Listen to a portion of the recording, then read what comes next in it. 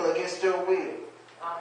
Well, let's see what God does with such people of that nature. Let's go to 11 and 12, Brother Kirby. Amen. And 11 says, "But when the king came in to see the guests, he saw a man there who did not have on wedding garments. So he said to him, 'Friend, how did you come in here without a wedding garment?' And he was speechless." Amen. This is surpassing the righteousness of the overcoming believer. The man not clothed with a wedding garment is saved because he has been come to the wedding feast. He has received Christ as his righteousness, that he might be justified before God. But he has not lived Christ out as his subjective righteousness. So that you can be a believer, but God doesn't want. He wants you to be an overcomer of a believer. That's right. So that when you're at his table, he knows that he can spot you out if you haven't done nothing. That's right. If you haven't been persecuted or you have not been living in Christ's light, let's see what God was going to do to those people who just want to believe and just don't want to become an overcomer of a believer. Let's go to 13, Brother Kirby. And it reads, "Then the king said to the servants, 'Bind him hand and foot, and take him away, and cast him into outer darkness. There will be weeping and gnashing of the teeth.'" Amen. Amen. Now, that don't sound like something that I just truly just ready to. I don't think that just believing is qualified enough. That we have to be an overcomer, and to be overcoming, that means we have to live Christ's suffering. And once we're living in Christ's suffering, we will reap the rewards. But those to be cast out into outer darkness is not to die. It is to be disqualified from taking part in the enjoyment of the kingdom. I don't know about you, but if I've been believing all this time, I would want to participate in all the festivities that Jesus Christ has on my life. Amen. And for not living Christ and an overcoming life, simply the one who suffers on earth for Christ shall sit in his bright glory, whereas the defeated believer shall sit in utter darkness. Let's go to verse 14, Brother. And Matthew 22 and 14 says, "For many are called, but few are chosen." Amen. Amen. Amen. Now to break it down for you right here, to be called is to receive salvation. All right. So you already been given grace and mercy by just believing. But to be chosen, is to receive the reward. But God, He has made sure that He has called all, the believers and the overcomers of the believers. Now, so we know who called us, and we know who's the wedding is for. God is God's overcoming believers, and also how to reject God's invitation. So what does so He does to those who does. So knowing all of this, where shall we sit? In the wedding, excuse me. In a wedding, there's a program. There's also a description of what you're going to eat at this wedding.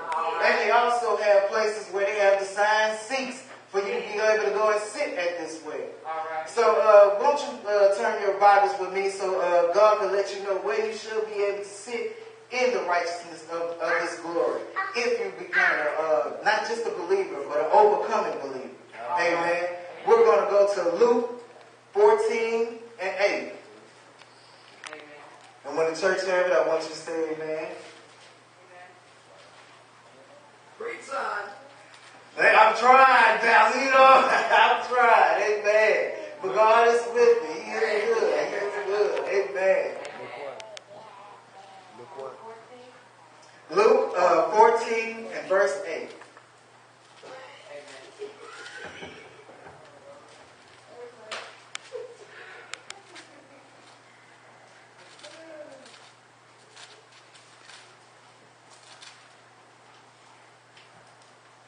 You have it now, Brother Kirk? Amen. Amen. You may begin. And Luke 14 and 8 says, and this is Jesus talking, "When you are invited by to a wedding feast, do not sit down in the best place, Yes. lest one more honorable than you be invited by him. Yes, yes, yes. And he who invited you and him come and say to you, give place to this man, and then you being with shame, be taken to a lower place. Amen. So what Jesus is trying to say is God is telling us, for anyone who is commanded to the wedding, we shall sit in the lowest room until a friend may say unto you, come to a higher place, then you will share in the glory of those before you. Yeah. And it also says that everyone who exalts shall be humble. Yeah. And only when you humble yourself is when you will be able to sit and be highly exalted and sit at the Lord's table. Yeah. Right. So now that we know where we'll all be seated, humble, and we know who's all invited, the only thing left to do is let's go to Revelations 19:7. Amen. All right, boy. Oh, goodness. You better preach Revelation. What's that verse again? This is Revelations 19:7. Amen.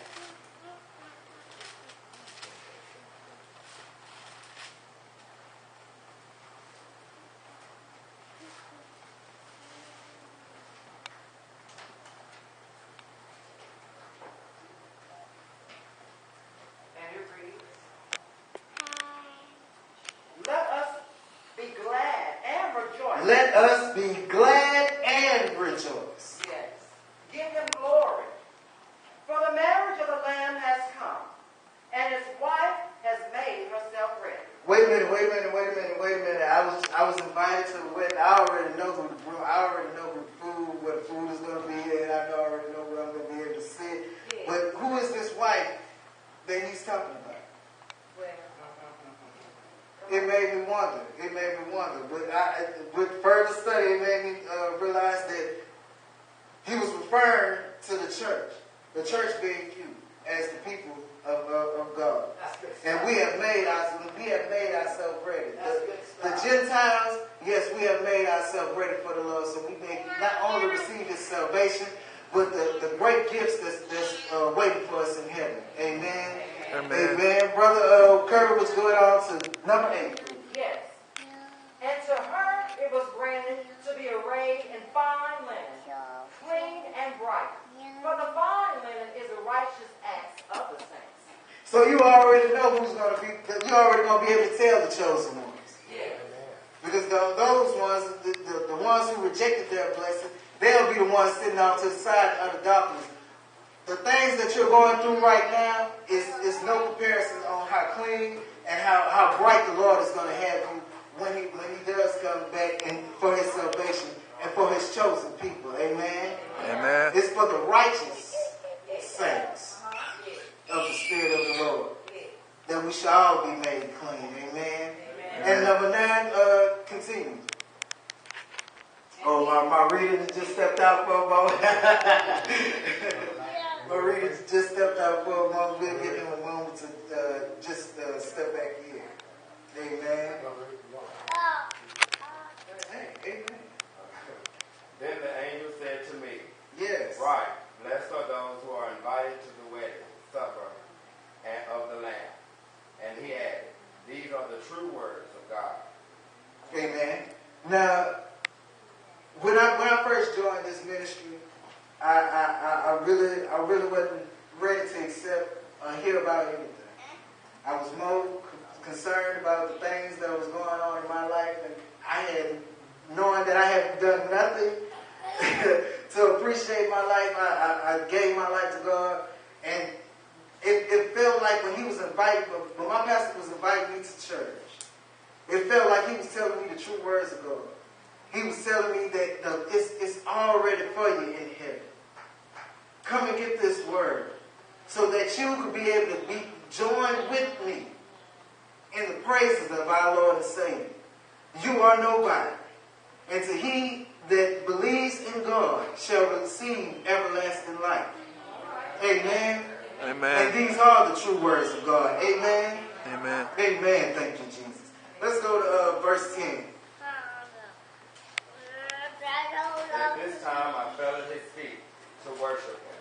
But he said to me, do not do it. I am a fellow servant with you and your brothers who hold to the testimony of Jesus. Worship God, for the testimony of Jesus is the spirit of prophecy.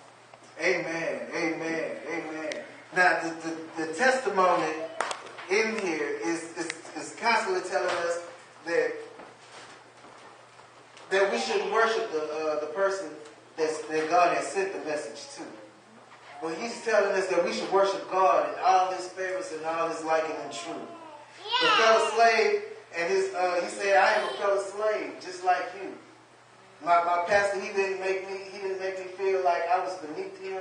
He didn't make me feel just as and like Brother Curtis said, he didn't cast judgment on me because of my background. He didn't do a background check and check out my criminal activity and ways. He just said, come. All right.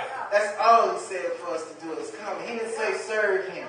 He didn't say put him on the altar. He didn't charge me to come and do this mission. He just said for you to come unto the, and I'm a fellow brother just like you, and I want you to, just like I got it, I want you to have it in your hand. Since you're my best friend, I want you to be with me.